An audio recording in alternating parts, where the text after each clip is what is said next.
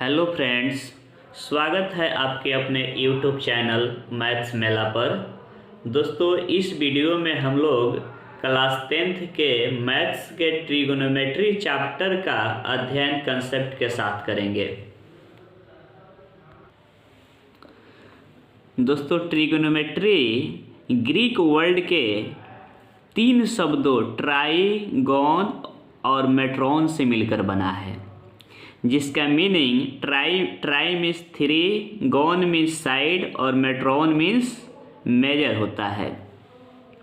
यानी हम कह सकते हैं दोस्तों कि 3 साइड के माप से संबंधित ज्ञान को हम क्या कहते हैं? ट्रिगोनोमेट्री। तो 3 गो साइड तो ट्रायंगल में होता है, अर्थात ट्रायंगल के माप से संबंधित ज्ञान को क्या कहा जाता है? ट्रिगोनोमेट्री कहा जाता है। तो ट्रिगोनोमेट्री का डिफिनीशन इस प्रकार होगा कि trigonometry is the study of relationship between sides and angles of a triangle.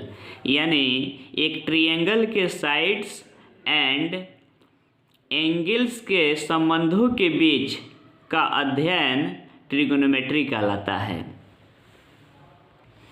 दोस्तों, क्लास 10th में ट्रिगोनोमेट्री हमको केवल राइट एंगल ट्रायंगल में ही पढ़ना है, इसलिए यहाँ पे लिख दिए हैं कि in class 10 trigonometry is read only in right angle triangle. यानी ट्रिगोनोमेट्री क्लास 10th में हमको राइट एंगल ट्रायंगल में ही पढ़ना है। तो सबसे पहले हम ट्रिगोनोमेट्री में राइट एंगल ट्रायंगल को बहुत अच्छे ढंग से पढ़ेंगे, उसके बाद हम फिर ट्रिगोनोमेट्री के रेशियोज को पढ़ेंगे। तो आइए दोस्तों, राइट एंगल ट्रायंगल का हम डिफिनीशन देखते हैं। तो राइट एंगल ट्रायंगल का डिफिनीशन होता है, if any one angle of a triangle is a right angle then it is called right angle triangle. यानी किसी ट्रायंगल का अगर एक एंगल 90 डिग्री का होगा तो हम कह देंगे कि वह ट्रायंगल राइट एंगल ट्रायंगल है। यानी किसी ट्रायंगल का एक एंगल 90 डिग्री का होगा तो वह ट्रायंगल राइट एंगल ट्रायंगल कहलाता है। आइए एग्जाम्पल से देखते हैं। यह राइट एंगल ट्रायंगल का एग्जाम्पल है। यह दोस्तों राइट एंगल ट्रायंगल का एग्जाम्पल है। जैसे ABC राइट एंगल ट्रायंगल है और यहाँ राइट एंगल बन रहा है एंगल B पर। इसमें PQR भी राइट एंगल ट्रायंगल है, इसमें राइट एंगल बन रहा है एंगल Q पर। इसमें राइट एंगल बन रहा है एंगल Y पर। इसमें राइट एंगल बन रहा है एंगल M पर। तो दोस्तों, राइट एंगल ट्रायंगल ऐसा ही होता है जिसका एक साइड बिल्कुल बिजली के पोल के जैसा सीधा होता है। तो जिस ट्रायंगल में हम देखेंगे कि एक साइड बिल्कुल सीधा है, यानी बिल्कुल जो है बिजली के पोल के जैसा है, यानी इलेक्ट्रिकल पोल के जैसा सीधा होगा, तो हम कह देंगे कि वह ट्रायंगल राइट एंगल ट्रायंगल है। तो ये देखिए 4 गो फिगर यहाँ पे बनाए हुए हैं। यह चारों फिगर राइट एंगल ट्रायंगल का एग्जाम्पल है। राइट एंगल ट्रायंगल देखने में ऐसा ही होता है। आइए दोस्तों, अब राइट एंगल ट्रायंगल का प्रॉपर्टी देखते हैं। तो राइट एंगल ट्रायंगल का प्रॉपर्टी पढ़ना है, यानी राइट एंगल ट्रायंगल का हमको गुण देखना है। तो देखिए यहाँ पे इस एंगल पर बन रहा है 90 डिग्री, तो इसका नाम रख देते हैं। इसको A कहते हैं, इसको B कहते हैं और इसको C कहते हैं। इसका भी नामांकरण कर देते हैं P, Q और R। यहाँ Q पर यहाँ 90 डिग्री का एंगल बन रहा है। तो दोस्तों याद रखिएगा, 90 डिग्री के सामने वाला जो साइड होता है उसको हाइपोटेनस कहते हैं। हाइपोटेनस, यह हाइपोटेनस है। यहाँ 90 डिग्री के सामने यह साइड है तो इसको हाइपोटेनस बोलेंगे। हाइपोटेनस यानी हाइपोटेनस फिक्स होता है। 90 डिग्री के सामने वाला साइड को हमेशा हाइपोटेनस बोलते हैं और हाइपोटेनस को स्मॉल s से डिनोट किया जाता है। दोस्तों, अगर बात करें कि ABC ट्रायंगल में परपेंडिकुलर कौन है, बेस कौन है, तो आप बताइएगा कि परपेंडिकुलर यह है। लेकिन अगर हम कह दें कि परपेंडिकुलर यह है तो थोड़ा देर के लिए आपको दिक्कत होगा समझने में कि यह कैसे परपेंडिकुलर है। तो आइए बताते हैं कि एक हाइपोटेनस ही फिक्स होता है, परपेंडिकुलर और बेस राइट एंगल ट्रायंगल में फिक्स नहीं होता है। यह निर्भर करता है एंगल पर। जैसे देखिए दोस्तों, अगर हम एंगल A के लिए बात करें, यानी यहाँ पे हम थीटा एक एंगल मान लें, तो थीटा के सामने जो साइड होता है उसको परपेंडिकुलर कहते हैं। परपेंडिकुलर परपेंडिकुलर यह हो जाएगा, यानी एंगल के सामने थीटा के सामने वाला साइड कहलाता है परपेंडिकुलर। तो एक साइड यह बच गया तो यह हो जाएगा बेस, यानी इसको स्मॉल बी से डिनोट करेंगे। अब यहाँ पे बात करते हैं, अगर थीटा यहाँ पे हो, अगर एंगल इस एंगल के लिए बात करें तो हमारा परपेंडिकुलर इस एंगल के सामने वाला कहलाएगा, यानी यह हो जाएगा पी और यह हो जाएगा बी। दोस्तों इसका यूज चैप्टर में बहुत ज़्यादा आएगा, इसलिए आप लोग ध्यान से देखिए। थीटा के सामने वाला को परपेंडिकुलर कहेंगे, 90 डिग्री के सामने वालों को हाइपोटेनस कहेंगे, और एक साइड जो शेष बच जाएगा उसको बेस कहेंगे, बी से डिनोट करेंगे। फिर यहाँ देखिए थीटा के सामने वाला साइड को हम पी कहेंगे, यानी परपेंडिकुलर कहेंगे। 90 डिग्री के सामने वाला हमेशा हाइपोटेनस कहलाता है, एच, और एक साइड जो बच जाता है उसको क्या कहते हैं, बी कहते हैं, यानी बेस कहते हैं। अब दोस्तों हम relation among P, B and H देखते हैं, यानी पी, बी, एच के बीच संबंध देखते हैं। तो एच का स्क्वायर बी और पी के स्क्वायर के सम के इक्वल होता है, यानी एच स्क्वायर इक्वल होता है दोस्तों P square plus B square. यह राइट एंगल ट्रायंगल का प्रॉपर्टी होता है कि हाइपोटेनस का स्क्वायर, परपेंडिकुलर का स्क्वायर और बेस के स्क्वायर के सम के इक्वल होता है, यानी एच स्क्वायर इक्वल होगा B square plus P square, यानी एच का जो स्क्वायर होगा बी स्क्वायर और पी स्क्वायर के सम के इक्वल होगा। तो हम यहाँ लिखेंगे फार्मूला, एच स्क्वायर इक्वल होता है P square plus B square. तो देखिए दोस्तों यहाँ से निकलेगा 3 गो फार्मूला। तो एच स्क्वायर इतना होता है, तो अगर हम पी स्क्वायर निकालेंगे तो बी इधर प्लस में तो इधर माइनस में हो जाएगा, तो ये हो जाएगा H square minus B square. अगर हम बी स्क्वायर निकालेंगे तो यह हो जाएगा H square minus P square.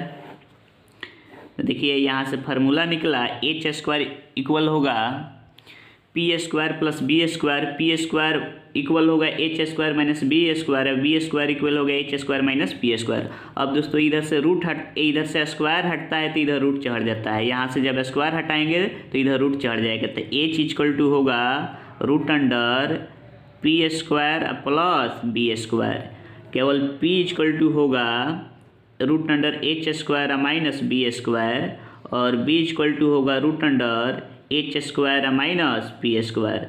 दोस्तों इसी का यूज हमको बुक में आएगा, इस तीनों फार्मूला का, एच निकालने का, पी निकालने का और बी निकालने का। तो इसको आप लोग याद रखिएगा कि एच इक्वल होगा root under P square plus B square, P equal होगा root under H square minus B square, और बी इक्वल होगा root under H square minus P square. अब आइए इस पर कुछ हम एग्जाम्पल दे देते हैं। एग्जाम्पल ऐसे होगा कि पी, बी और एच में कोई 2 दे देगा और तीसरा आपसे पूछेगा निकालने के लिए। जैसे पी और बी दे देगा तो एच पूछेगा, अगर एच और बी दे देगा तो पी पूछेगा, कहीं पी और एच दे देगा तो बी पूछेगा आपसे। एग्जाम्पल 1 में p इक्वल टू 3 दिया गया है, b इक्वल टू 4 दिया है, तो h आपको निकालना है। तो दोस्तों h का फार्मूला हमने बताया है, h इक्वल होगा root under P square plus B square. तो यहाँ p का वैल्यू दिया गया है 3 का स्क्वायर प्लस 4 का स्क्वायर, तो 3 का स्क्वायर होगा 9, 4 का स्क्वायर होगा 16। तो यहाँ ऐड करेंगे दोस्तों 25 होगा, 25 का स्क्वायर रूट होता है 5, तो 5 आंसर हो जाएगा। यानी p का वैल्यू 3 होगा, b का वैल्यू 4 होगा, तो h का वैल्यू क्या हो जाएगा 5। आइए एग्जाम्पल नंबर 2 देखते हैं। एग्जाम्पल नंबर 2 में p दिया गया है 5, h दिया गया है 13, तो b निकालना है। तो दोस्तों b का फार्मूला हमने अभी बताया कि b होता है H square minus P square, तो h के जगह पर हम लिखेंगे 13 का स्क्वायर माइनस 5 का स्क्वायर, तो 13 का स्क्वायर होता है दोस्तों 169, अब 5 का स्क्वायर 25, 169 में से 25 को माइनस कीजिएगा तो 144 आएगा, और 144 का स्क्वायर रूट होता है दोस्तों 12, 144 का स्क्वायर रूट होता है 12। इसलिए अगर p का वैल्यू 5 होगा, h का वैल्यू 13 होगा, तो b का वैल्यू 12 हो जाएगा। 3 नंबर में दोस्तों b का वैल्यू 8 दिया गया है, h का वैल्यू 17 दिया गया है, तो p का वैल्यू निकालना है। तो p का फार्मूला आपको बताएं दोस्तों, यानी परपेंडिकुलर निकालने का root under H square minus B square. तो h के जगह पर हम रखेंगे 17 का स्क्वायर और b के जगह पर रखेंगे 8 का स्क्वायर। तो 17 का स्क्वायर होता है दोस्तों 289, 8 का स्क्वायर होता है 64। अब माइनस करेंगे दोस्तों तो यह हो जाएगा 225 यानी 225। अब 225 का स्क्वायर रूट होता है 15, ये आंसर हो जाएगा। दोस्तों जिसको भी स्क्वायर में और स्क्वायर रूट में दिक्कत होगा वह वीडियो नंबर मेरा प्लेलिस्ट में जाकर 18 और 19 देख लेगा, तो उसको कभी भी जो है स्क्वायर और स्क्वायर रूट में दिक्कत नहीं होगा। दोस्तों यहाँ कुछ ट्रिपलेट लिखे हुए हैं जिसको पाइथागोरियन ट्रिपलेट्स कहा जाता है। अगर आप इसको याद कर लेते हैं तो यह ट्रिपलेट आपके कैलकुलेशन को बहुत फास्ट बना देगा, क्योंकि आपके बुक में जो भी क्वेश्चन दिया गया है लगभग समझिए कि 95% क्वेश्चन में यही संख्याओं का यूज हुआ है।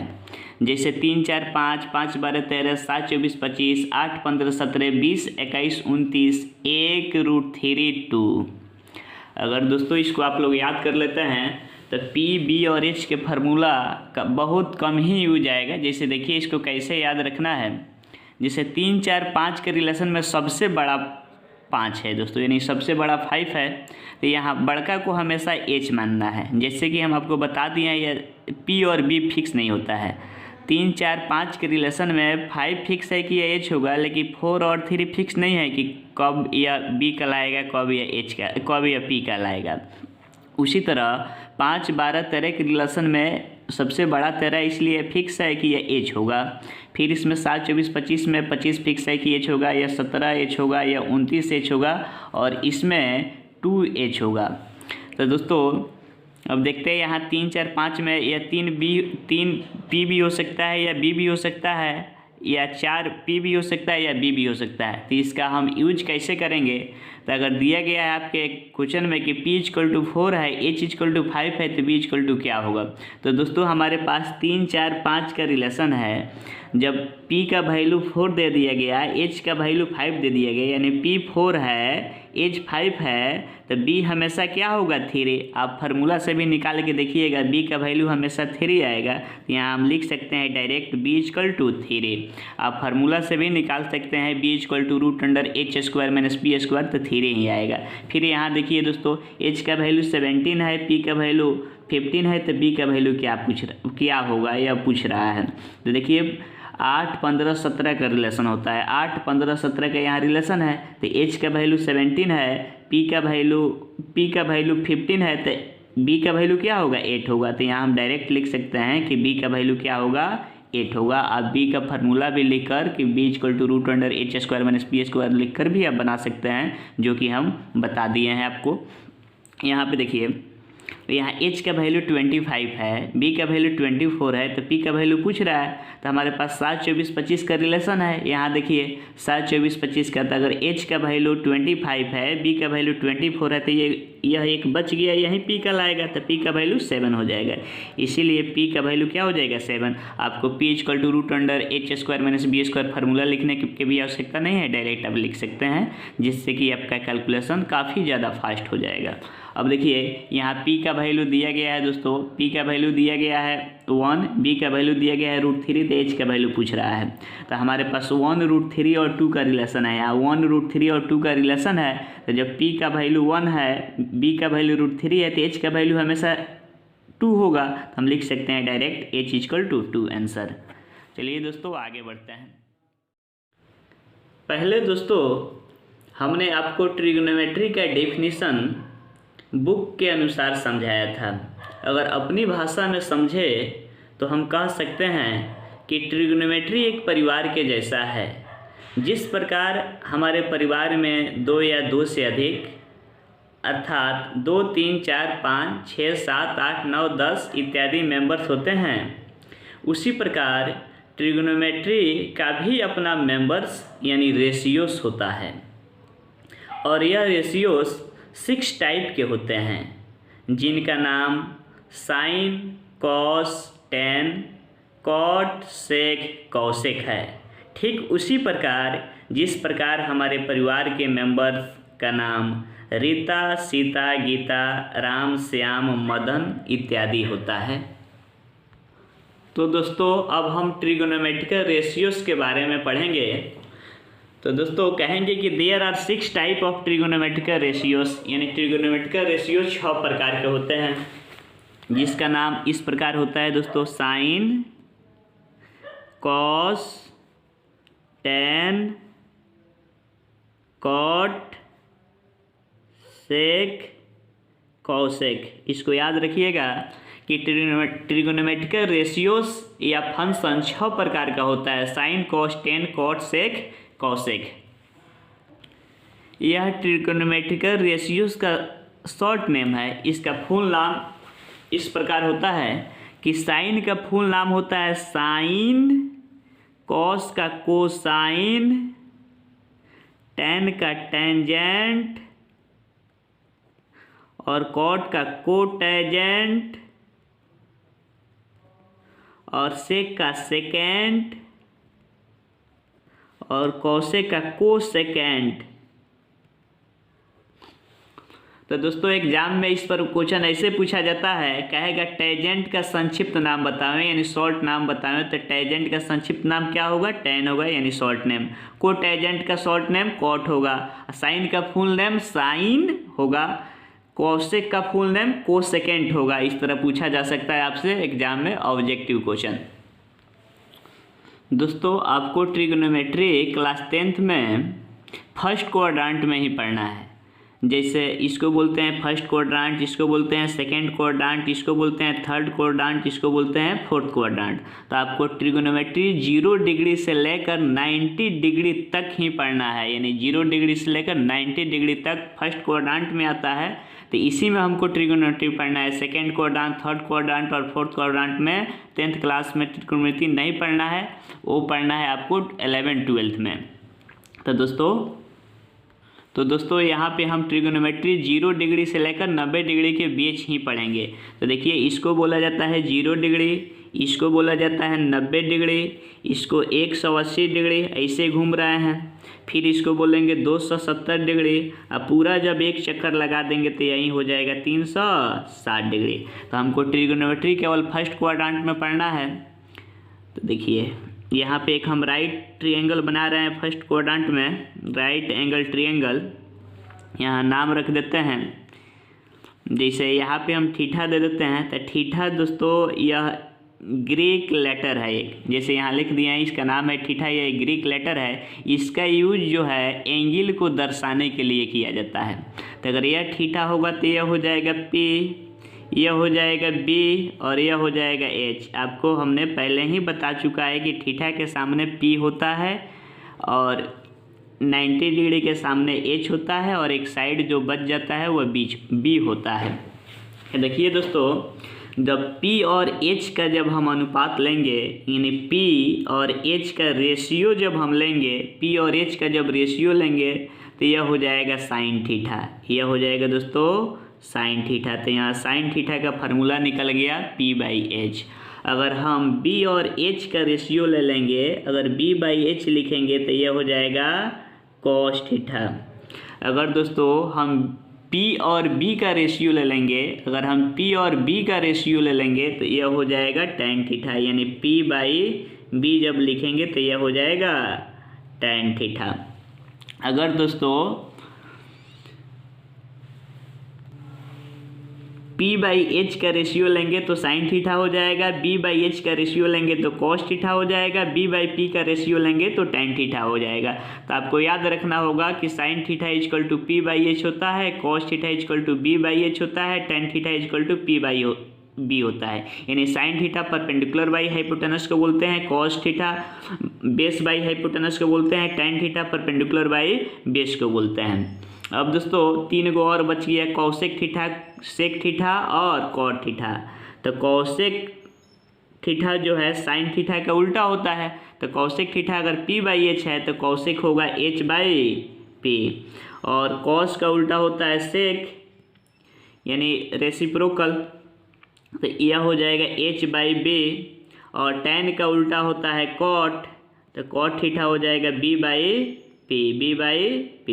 तो इसको आप लोग याद रखिएगा कि sine theta P by H, cos theta B by H, tan theta P by B, cosec theta H by P, sec theta हो जाएगा दोस्तों एच बाई बी और cot theta B by P. इसको आप लोग याद रखिएगा ताकि आपको क्वेश्चन बनाने में दिक्कत ना हो। अब आइए दोस्तों, इसके लिए हम आपको एक ट्रिक बता देते हैं याद करने के लिए। यह एकदम नया ट्रिक है, याद रखिएगा। प्यासी है, भूखी है, प्रियंका बिपाशा। प्यासी है, भूखी है, प्रियंका बिपाशा। प्यासी है मीन्स साइन, भूखी है मीन्स कॉस और Priyanka Bipasha means tan.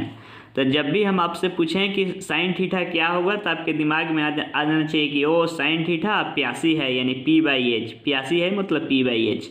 Cos theta यानी भूखी है B by H, tan theta यानी Priyanka Bipasha P by B. याद रखिएगा, साइन थीटा प्यासी है P by H, cos theta भूखी है B by H, tan theta Priyanka Bipasha यानी पी बाई बी।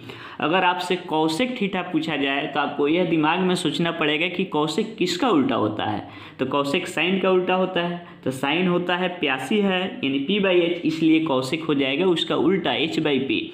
फिर अगर आपसे कॉट पूछा जा रहा है तो कॉट टेन का उल्टा होता है, तो पहले हम टेन पे सोचेंगे कि टेन होता है प्रियंका बिपाशा यानी पी बाई बी, तो कॉट उसका उल्टा हो जाएगा, पी बाई बी का उल्टा हो जाएगा यानी बी बाई पी हो जाएगा कॉट। इस तरह आप याद रखिएगा। आइए इस पर आधारित हम एग्जाम्पल्स बनाते हैं। टाइप ए का 1 नंबर क्वेश्चन है, if sine theta equal to 3/5 then find the value of cos theta and tan theta. यानी साइन थीटा बराबर 3/5 दिया गया है, तो हमको कॉस थीटा और टेन थीटा का वैल्यू बता देना है।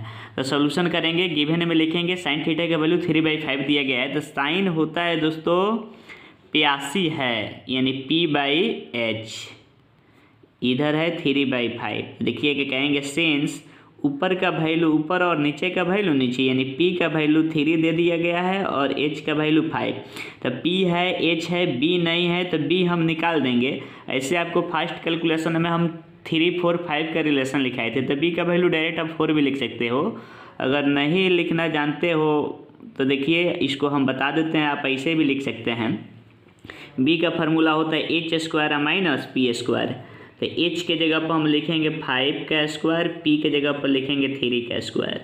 अब 5 का स्क्वायर होता है 25, 3 का 9, घटाइएगा आ जाएगा इतना और इसका स्क्वायर रूट हो जाएगा 4, यानी b का वैल्यू आ गया 4। तो हमको निकालना क्या है कॉस थीटा, तो कहेंगे नाउ कॉस थीटा का वैल्यू होता है b बाई एच और इसका ट्रिक होता है भूखी है, यानी कॉस थीटा होता है भूखी है यानी b बाई एच। तो b का वैल्यू इसमें आया है 4 और h का वैल्यू 5, यानी कॉस थीटा 4/5 हो जाएगा। अगेन फिर हमको निकालना है टेन थीटा, तो टेन थीटा होता है दोस्तों प्रियंका बिपाशा यानी p बाई बी। तो p का वैल्यू है यहाँ पे 3 और b का वैल्यू है 4, यही आंसर हो गया। चलते हैं क्वेश्चन नंबर 2 की तरफ। क्वेश्चन नंबर 2 में कह रहा है कि if tan a equal to 7/24 then find the value of cos a and sin a। यानी tan a का वैल्यू 7/24 दिया गया है, तो हमको cos a और sin a निकालना है। तो tan दिया गया है 7/24, तो tan में होता है दोस्तों प्रियंका बिपाशा यानी p बाई बी 7/24। तो ऊपर का मान ऊपर होता है और नीचे का मान नीचे, तो p का वैल्यू हो गया 7 और b का मान हो गया 24। अब दोस्तों यहाँ b है, p है, h नहीं है, तो h हम निकाल देंगे। h बराबर होता है p² प्लस b²। तो p के जगह पर लिखेंगे 7 का स्क्वायर, b के जगह पर लिखेंगे 24 का स्क्वायर। 7 का स्क्वायर होता है दोस्तों 49, 24 का होता है 576, दोनों को जोड़ेंगे आ जाएगा 625। 625 का स्क्वायर रूट निकालेंगे 25 आ जाएगा। जिनको भी स्क्वायर रूट निकालने में दिक्कत होगा वह वीडियो नंबर 18 या 19 देखिए, पूरा स्क्वायर रूट आपका क्लियर हो जाएगा। अब यहाँ हमारे पास p का वैल्यू हो गया, b का वैल्यू हो गया, h का वैल्यू हो गया, तो हम कॉस साइन जो पूछे वो निकाल देंगे। तो हमको निकालना है दोस्तों कॉस a, तो कॉस में होता है भूखी है यानी b बाई एच। तो b के जगह पर लिखेंगे हम 24 और h के जगह पर लिखेंगे 25 यानी 24/25। अब निकालना है हमको साइन a, तो साइन होता है प्यासी है यानी p बाई एच। तो p का वैल्यू है 7 और h का वैल्यू है 25 यानी 7/25, ये आंसर हुआ। क्वेश्चन नंबर 3 में कह रहा है if √3 into cot B equal to 1, then find the value of cos B. इसका मतलब हुआ √3 कॉट बी इक्वल है 1 के, तो हमको कॉस बी का वैल्यू निकालना है। तो गिवन में है √3 कॉट बी इक्वल टू 1, तो हम करेंगे क्या, कॉट बी लिखेंगे 3 इधर इंटू में है तो इधर आ जाएगा डिवाइड में। तो अब कॉट क्या होता है, तो कॉट उल्टा होता है tan का, तो tan होता है प्रियंका बिपाशा यानी P/B, तो उसी को उलट देंगे तो यह हो जाएगा B/P 1/√3। तो B का वैल्यू हो जाएगा 1 और P का वैल्यू हो जाएगा √3। तो यहाँ B आ गया, P आ गया, H नहीं है तो H निकालेंगे। तो H का फार्मूला आपको बताया है P² प्लस B²। तो P के जगह पर लिखेंगे √3 का स्क्वायर और B के जगह पर 1 का स्क्वायर। तो स्क्वायर से रूट गायब हो जाता है 1, ये ऐड करेंगे 4 हो जाएगा, √4 का 2 होता है, √4 का 2 होता है। अब दोस्तों हमारे पास B हो गया, P हो गया, H हो गया, तो हम आराम से जो है cos B लिख सकते हैं। तो cos B हो जाएगा, यानी cos थीटा होता है भूखी है B/H, इसलिए cos B हो जाएगा B/H। तो B का वैल्यू यहाँ पे दिया हुआ है 1 और H का वैल्यू आया है 2, तो 1/2 हो गया cos B इक्वल टू। 4 में कह रहा है if cos theta equal to H then find the value of tan theta, यानी cos थीटा x के बराबर है तो हमको tan थीटा का वैल्यू निकालना है। तो दोस्तों cos थीटा होता है भूखी है यानी B/H, और यह हुआ x, इसके बाई में कुछ नहीं तो 1 है। तो यहाँ दोस्तों B का वैल्यू दिया हुआ है x, H का वैल्यू दिया गया है 1, तो हमको निकालना क्या है P। तो P होता है H² माइनस B²। तो H के जगह पर रखेंगे 1 का स्क्वायर और B के जगह पर x का स्क्वायर। तो दोस्तों 1 का स्क्वायर 1 होगा, x का स्क्वायर x²। तो अब हमको लिखना क्या है tan A।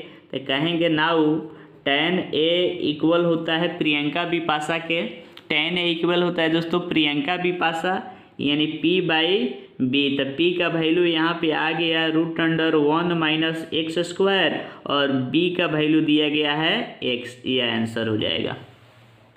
क्वेश्चन नंबर 5 कह रहा है दोस्तों if sin theta equal to A-B/A+B then find the value of cos theta, यानी sin थीटा दिया गया है A-B/A+B के बराबर, तो हमको cos थीटा का वैल्यू बताना है।